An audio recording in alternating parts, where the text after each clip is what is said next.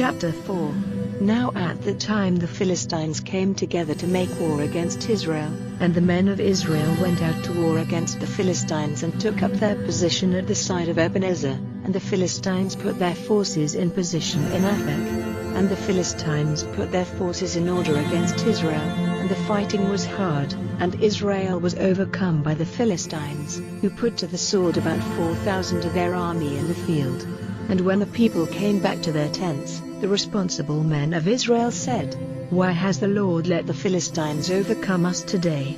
Let us get the ark of the Lord's agreement here from Shiloh, so that it may be with us and give us salvation from the hands of those who are against us." So the people sent to Shiloh and got the ark of the agreement of the Lord of armies, whose resting place is between the winged ones, and Hophni and Phinehas, the two sons of Eli, were there with the ark of God's agreement. And when the ark of the Lord's agreement came into the tent circle, all Israel gave a great cry, so that the earth was sounding with it. And the Philistines, hearing the noise of their cry, said, "What is this great cry among the tents of the Hebrews?" Then it became clear to them that the ark of the Lord had come to the tent circle. And the Philistines, full of fear, said, "God has come into their tents." And they said, "Trouble is ours. For never before has such a thing been seen. Trouble is ours. Who will give us salvation from the hands of these great gods? These are the gods who sent all sorts of blows on the Egyptians in the wasteland. Be strong, O Philistines, be men.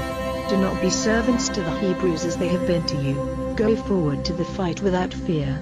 So the Philistines went to the fight, and Israel was overcome, and every man went in flight to his tent. And great was the destruction, for 30,000 footmen of Israel were put to the sword. And the ark of God was taken, and Hophni and Phinehas, the sons of Eli, were put to the sword. And a man of Benjamin went running from the fight and came to Shiloh the same day with his clothing out of order and earth on his head. And when he came, Eli was seated by the wayside watching, and in his heart was fear for the ark of God. And when the man came into the town and gave the news, there was a great outcry. And Eli, hearing the noise and the cries, said, "What is the reason of this outcry?" And the man came quickly and gave the news to Eli. Now Eli was 98 years old, and his eyes were fixed so that he was not able to see. And the man said to Eli, "I have come from the army and have come in flight today from the fight." And he said, "How did it go, my son?" And the man said, "Israel went in flight from the Philistines, and there has been great destruction among the people, and your two sons, Hophni and Phinehas, are dead, and the ark of God has been taken." And at these words about the ark of God, Eli, falling back off his seat by the side of the doorway into the town, came down on the earth so that his neck was broken and death overtook him, for he was an old man and of great weight.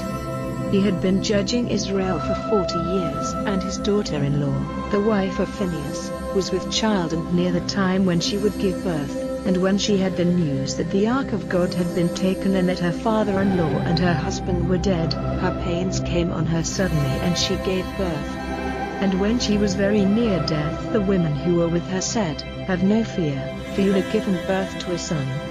But she made no answer and gave no attention to it. And she gave the child the name of Ichabod, saying, "The glory has gone from Israel, because the ark of God was taken and because of her father-in-law and her husband." And she said, "The glory is gone from Israel, for the ark of God has been taken."